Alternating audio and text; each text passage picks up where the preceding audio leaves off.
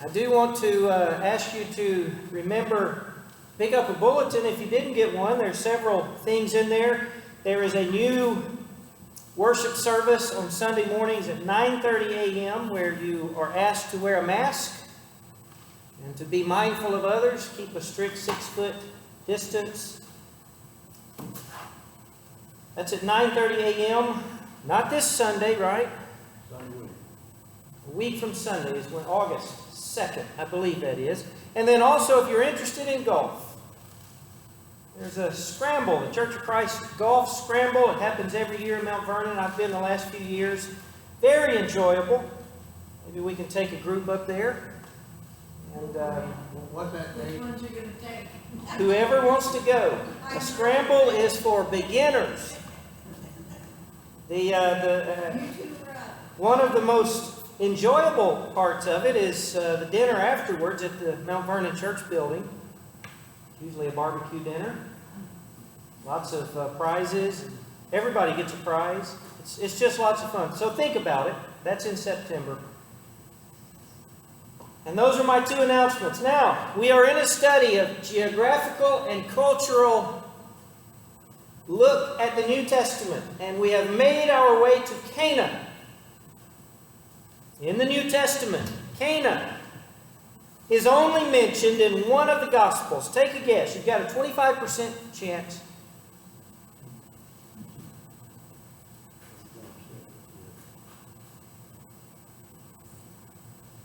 No. John. Only the Gospel of John. And John highlights Cana as a very important place for Jesus, especially in his early ministry. According to John, Jesus' first two signs, as he calls them, Jesus' first two recorded miracles or signs happened in Cana. Now you can name the first one, which is, what was his first miracle? Turn water into wine. Can you name the second? That's the big question. If you can, I want you on my trivia team whenever we're doing Bible trivia. Was that the hill of Peter's mother? No, but that's a good guess. That's not it. The water into wine is John 2. In John 4, he heals the royal official's son from long distance. And Jesus is in Cana when that happens. John chapter 4. Beginning with verse 46. Well, Cana, if you look at the written sources, you go back into time and find out, what do we know about Cana? Well, you know about it from the Bible briefly. Gospel of John, Jesus' first two recorded miracles are there. About the only other time you're going to find it is in the writings of Josephus. Flavius Josephus, first century Jewish historian. During the first Jewish revolt against Rome, Josephus served as a general of the Jewish forces, and he was in charge of Galilee. And in his autobiography, which is called Life, he describes his time in the region, and he states that he spent time in a village of Galilee, which is called Cana. So Jesus' first two miracles are there. Josephus was there. And that's about all we know about Cana. Both the Gospel of John and Josephus refer to Cana as Cana of Galilee, as if to separate it from something else.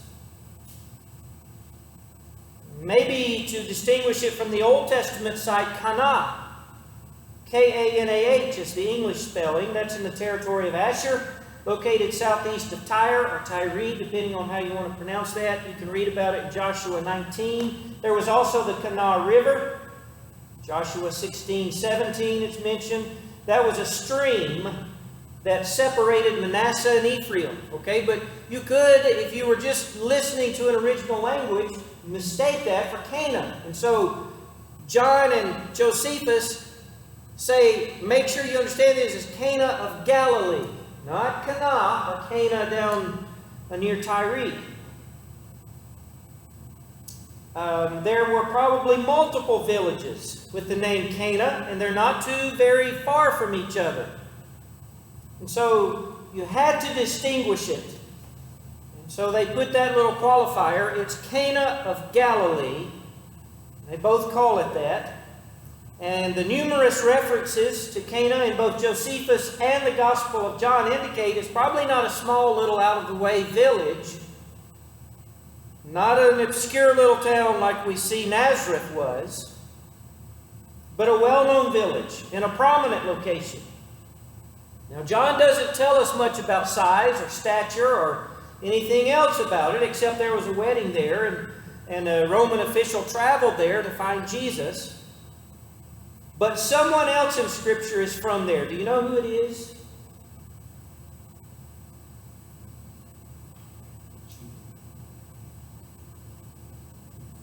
Nathanael is from Cana. And Nathanael makes the famous statement when he hears where Jesus is from. Nazareth? Can anything good come out of Nazareth? That makes it sound like Nathanael, who is from Cana, knew where Nazareth was and knew all about Nazareth, that it was a podunk little town that didn't have much to offer the world. And that's in John 1 and verse 46. So let's take a look at the first two miracles that are on record. First, turning water into wine. Let me get my Bible flipped over there. John chapter 2.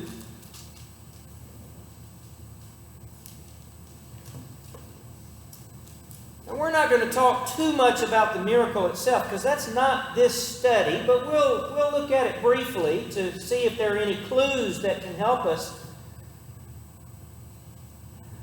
But I want you to, let's read the story,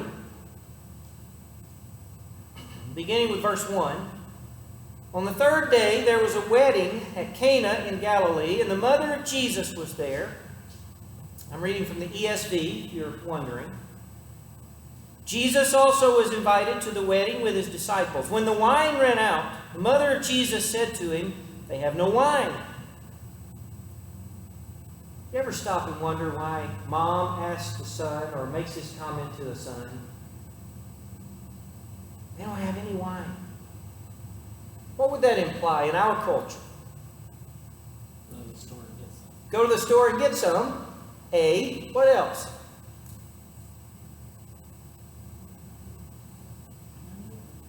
Maybe didn't have enough money or whatever to cover. This is a big event. Could mean, hey, the party's over, I'm out of here. You run out of booze, I'm gone. Could be a lot of things, right? Maybe she had some responsibility in Maybe she had some responsibility in help coordinating this wedding in some way. But verse 2 again, Jesus also was invited to the wedding with his disciples. Pretty sure these are friends, aren't you? When the wine ran out, the mother of Jesus said to him, "They have no wine." And Jesus said to her, "Woman," and by the way, that makes it sound like Jesus is just disrespectful. It's not. That was a term that they used of respect. It's just translated as woman. You might translate it as ma'am or that's all that comes to mind, but it was a term of respect. Woman, what does this have to do with me? My hour has not yet come. Now we know why she asked. Why? She knows. She knows who he is. She knows all about him. She remembers this miracle at his birth. She was a virgin and yet she was pregnant. And she knows the conversation, and she is the mother of the very Son of God himself. And she is the mother bird pushing him out of the nest. That's the picture I get. But he says, "My hour has not yet come." His mother said to the servants, "Do whatever he tells you." She does what every mother does. She completely ignores what he said and goes on with what she said.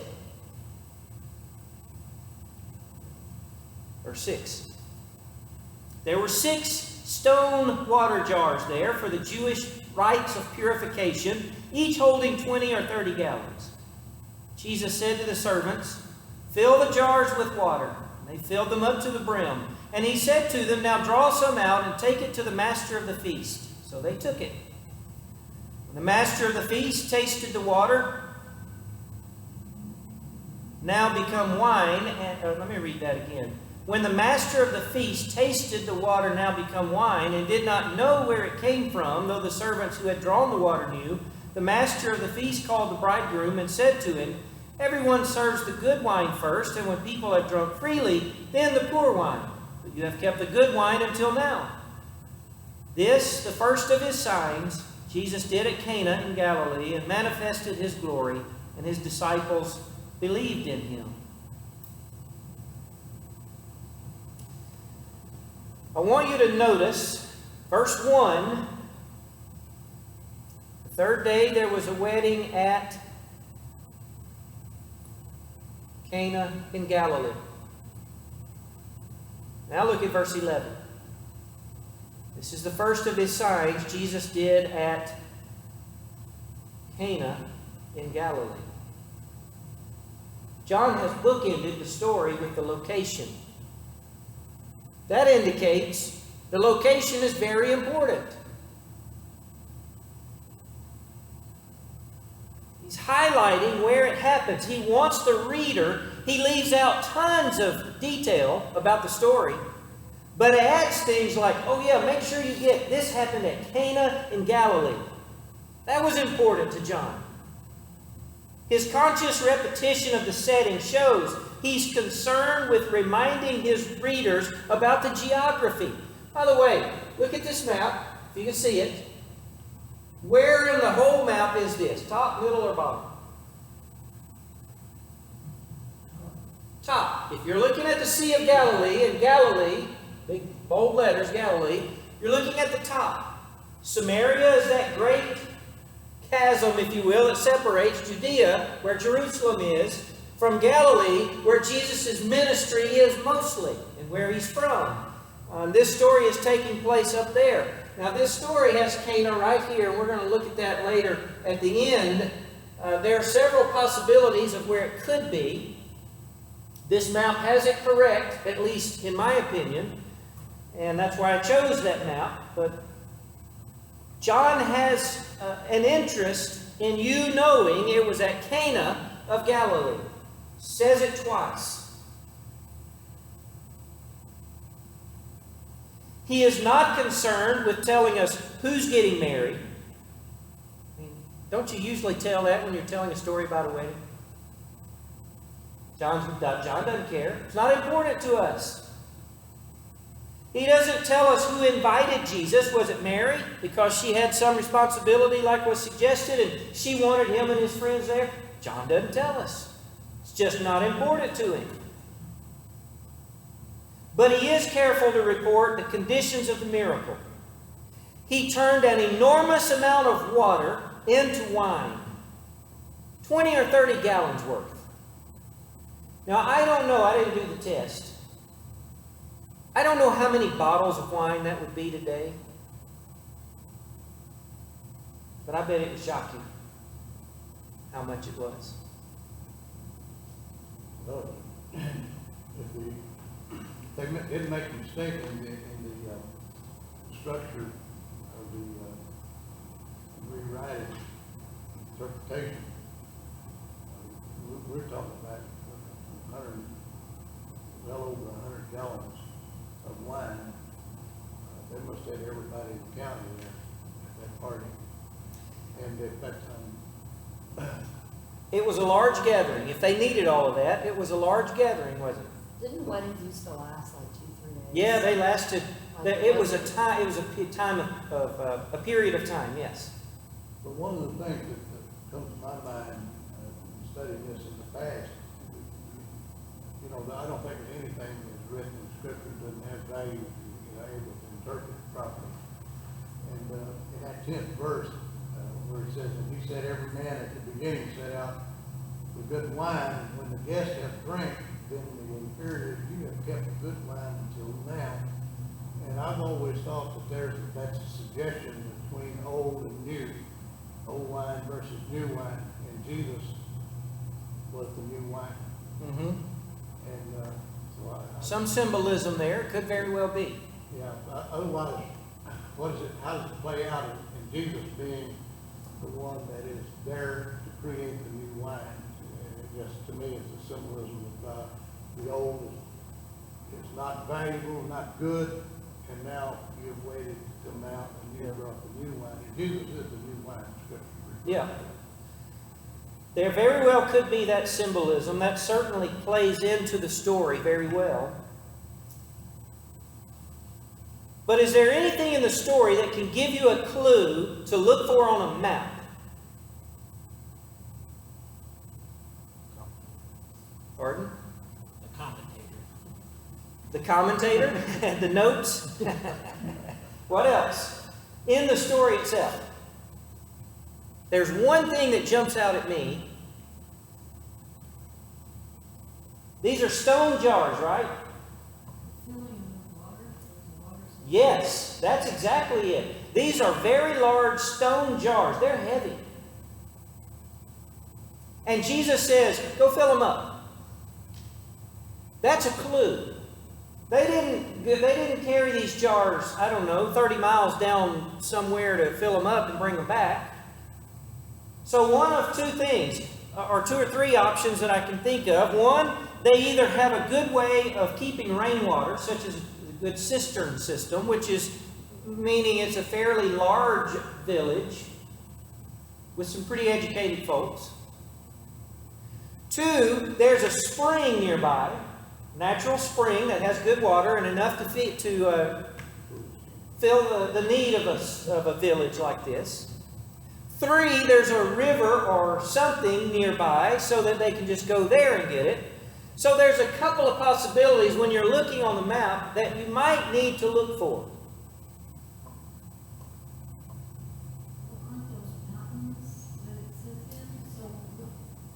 This is very mountainous right in here. You see this is flat. That's the Beth Netophah Valley, or Beit Netophah Valley. And that Cana sits right on the edge, right as the mountain begins. You see lots of streams. Especially at the bottom, right? That's where they end up, likely in a big pool somewhere. Well, these stone jars were for Jewish purification rites. These weren't clay vessels that you would just take around. These were very expensive, very hard to come by vessels that you wouldn't carry for a long distance. Too valuable.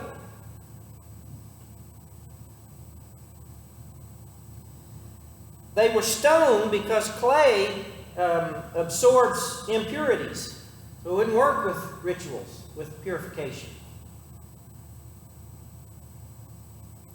During the Second Temple period, which is the one that we're reading the story in, the Jewish population was very concerned with ritual purity. Stone vessels have been found only in mansions, very rich people had them, or in synagogues, places of worship. They're the only ones who could afford them, the only ones that had them. So that tells you maybe a little bit about the location of this event. It's at some place that can handle a fairly large amount of people, fairly sophisticated, fairly educated, pretty large gathering. So those are all things you're looking for. And the task that Jesus gives them is not an easy one. Hey, go fill those jars up. Well, that sounds easy to us. Probably was not all that easy at all.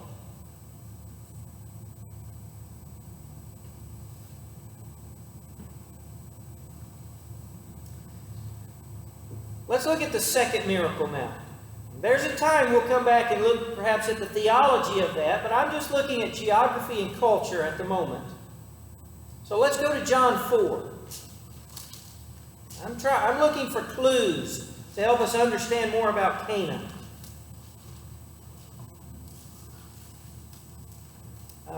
We're going to verse 43.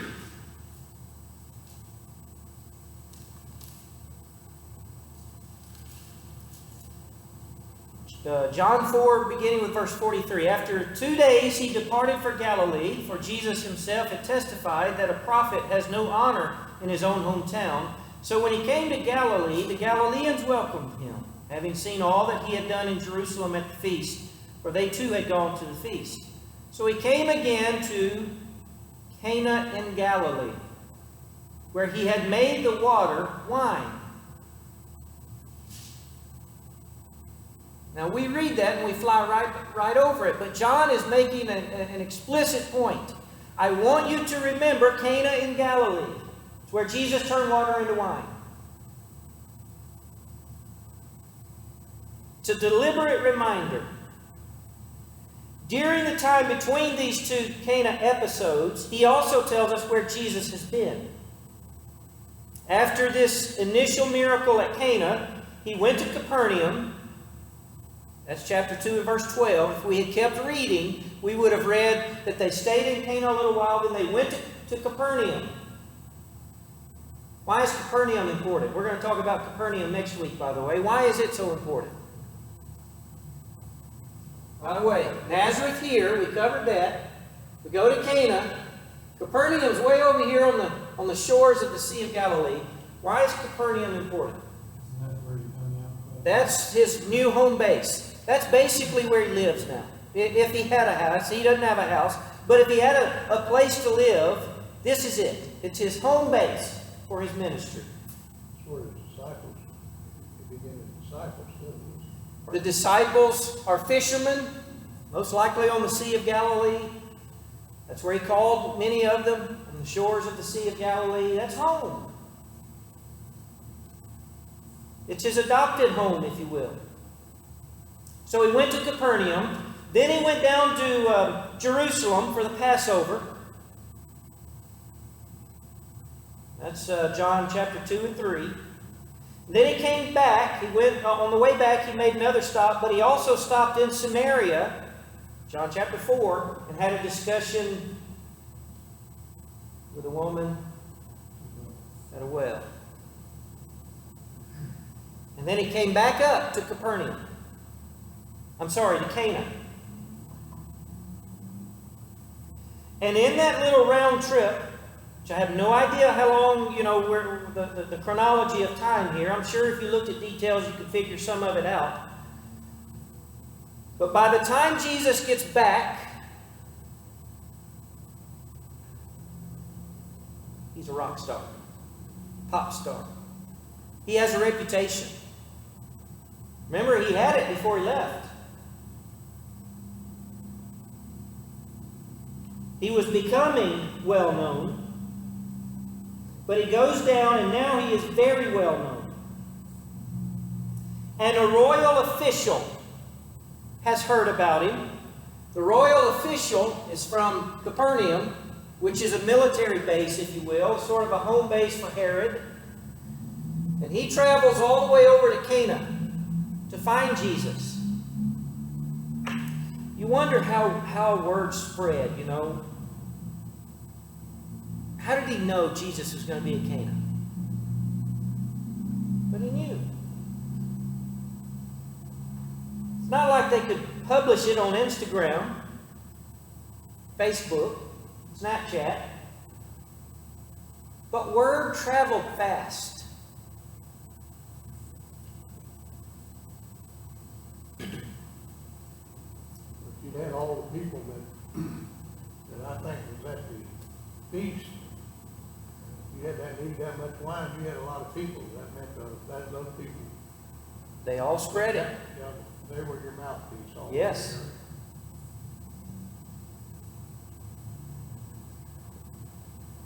Capernaum is a border town situated between Galilee and Gaulonitis. Right there, it doesn't look like it's on the border in that picture, but it's considered a border town. It's pretty close. Herod Antipas and Philip have both ruled this general region, and so it's a border town by country, but not by governor or ruler. Capernaum is home to a number of royal officials and soldiers. Word has spread, and one of them has a very sick son.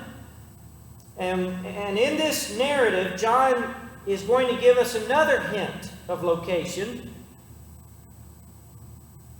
Let's pick up reading again. We're in John 4, verse 46, where we left off.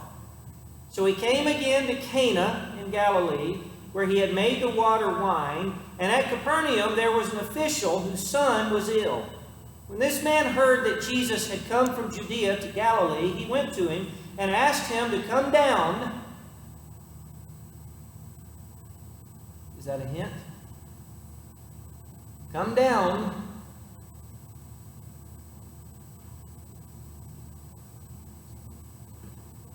and heal his son, for he was at the point of death. If you heard someone say that today, you're going to think one of two things. Because I often say, I'm going down to Mount Carmel. It's wrong, isn't it? I'm supposed to say I'm going up to Mount Carmel. And so you are over. But we just say, we use phrases. We're lazy. We really are. We don't care about our language. So you either think you don't have a clue what you're talking about, or we think, if you say you're going down, I'm going down to Alabama. Going south. Because we think in terms of north, south, east, west. But when they use that phrase, it didn't mean that at all. What did it mean? Altitude. I'm going down in elevation. So Cana is up in elevation from Capernaum. Only thing is, Capernaum's at sea level, at least Sea of Galilee level. So you first think, okay, that might help us, but wait. Pretty much everywhere outside of Capernaum is going to be up. Although, that's also, remember the separation. This is Lower Galilee. This is Upper Galilee. Upper Galilee is higher. Lower Galilee is, I don't remember the altitude, but there's an altitude distinction here. Everything here is lower, everything here is higher. So that might tell us something.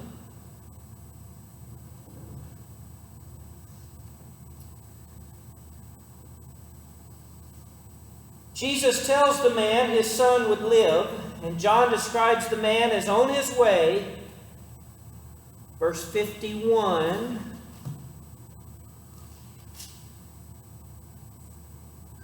As he was going down, his servants met him and told him his son was recovering. So indeed, he is somewhere higher in elevation, and John wants you to know that. The details we would ask for, he's not interested in. The details he wants to share with us about geography and getting to know the lay of the land and that there are hints from that, that's what he wants you to know. So let's see if we can figure out, based on any of this, the location of Cana.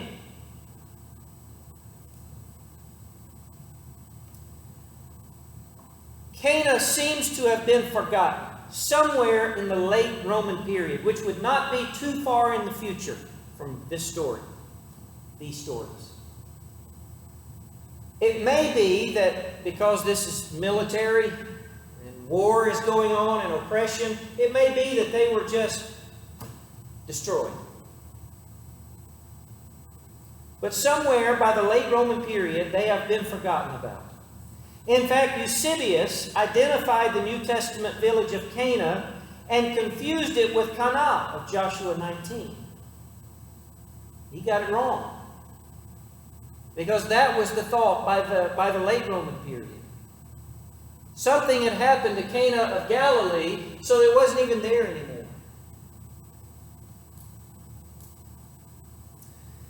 So let's look at three possibilities. If you're seriously into this, jot these words down. The first is Ein Cana, or Ein Cana. A-I-N, first word. K-A-N-A, second word. Ein Cana. Ein Cana. It means spring of Cana.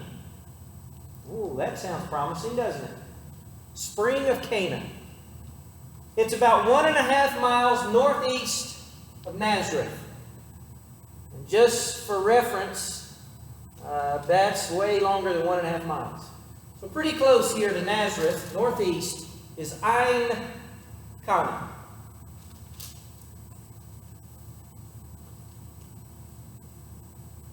Archaeologists in 1878, based on the location and the perennial water source nearby, the spring, they decided this must be Cana of Galilee. The only problem, it does not fit with Josephus' description at all. Josephus lived there, so he ought to know. But the water source and the closeness to Nazareth fit, but Josephus' description, it does not fit. So I don't know if you want to make a list. Pluses, minuses. Try to figure out which one. I will, but you got to wait till the end. Second option, and I couldn't find any good map or anything that offered Ein Cana, but this one offers Kafir Cana. Okay, here's Nazareth. Here is Kafir Cana. Notice way up here is Cana al-Jalil. That's a possibility as well, but that's way, way, way too far away. That doesn't fit any description. So we're looking at this one, secondly. Kafir Cana. Notice the name could very well be, multiple. It sits 3 miles northeast of Nazareth. It's 3 miles east of Sepphoris. Remember, Sepphoris is it's the capital of the Galilee in this time, but it's not talked about in the Bible. So it's here. It's very close as well. It's the capital from 4 BC to 19 AD, by the way. But it is close to Nazareth. It is conveniently accessible to tourists, to pilgrims that are coming from Nazareth today. It's the one, if you go to Nazareth on a Holy Land tour, and they tell you, now we're going to go to Cana and see where Jesus performed his first miracle, this is where you go, Kafir Cana. Because it's been church tradition for years and years and years and years. That's it. The only problem is, they're pretty sure it's not it.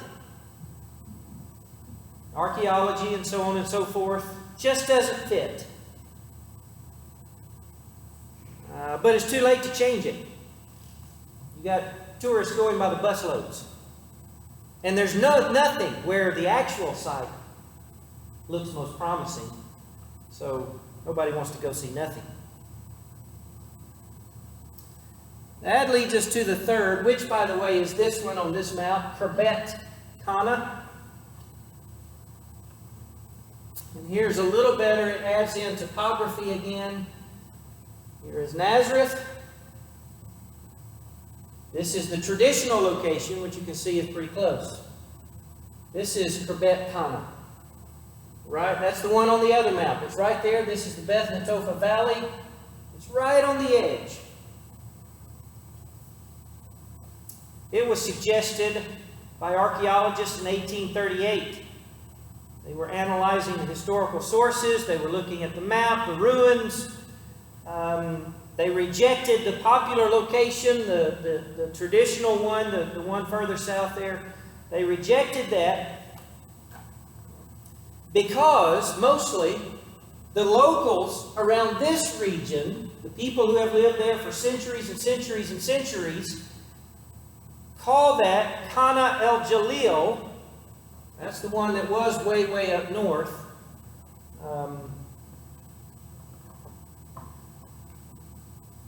Cana of Galilee is what that translates to.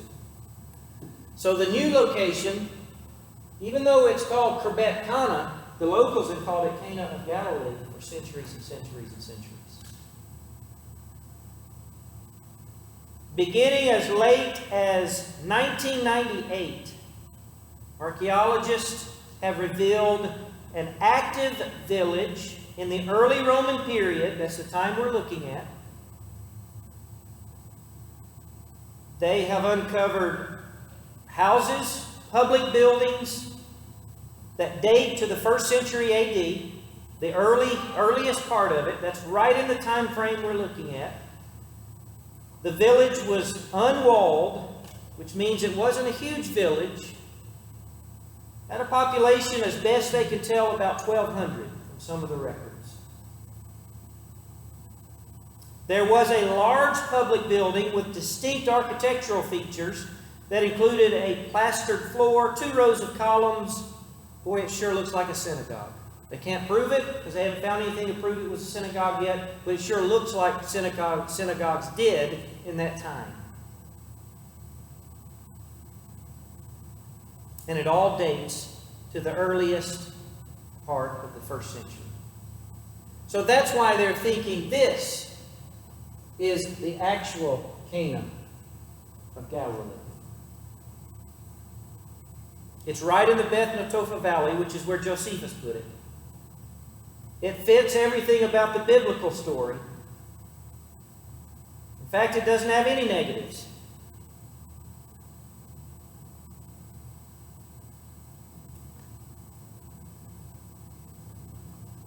It's on a huge cross. There's a highway going this way, and there's a highway going this way. So it was at a strategic location which allows that word to spread super fast that we talked about. When you go back to what the original writing of John, what did he call it? Cana in Galilee. But I mean, this description, the language is different, so it isn't going to be the same. that's what I was like. It wouldn't be what we're reading here, what he called it, John originally preached. Mm-hmm. It wouldn't have been Cana in Galilee. Well, that would be the translation, yes. But it's not the exact same language as the locals that live there now, is what I'm trying to say.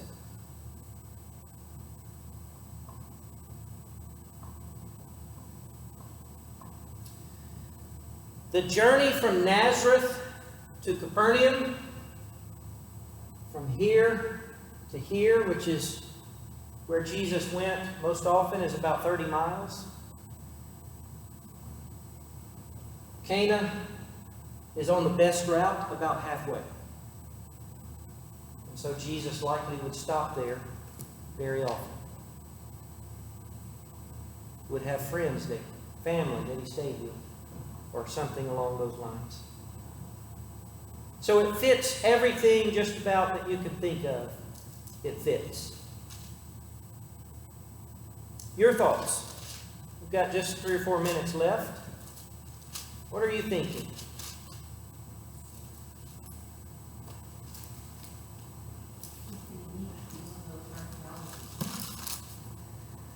Until you sit for hours and hours and hours with a toothbrush, not brushing your teeth. It is tedious work that takes years. But you're right. They get a thrill out of it. It's all worth it, they say, when you find something important. And they have found much there because there's a village nearby, but this is vacant. So nothing is built on top of it, which means you can find lots of stuff. When the villages have been lived in for centuries and new stuff is built on top, well, you can't dig underneath where you've already built.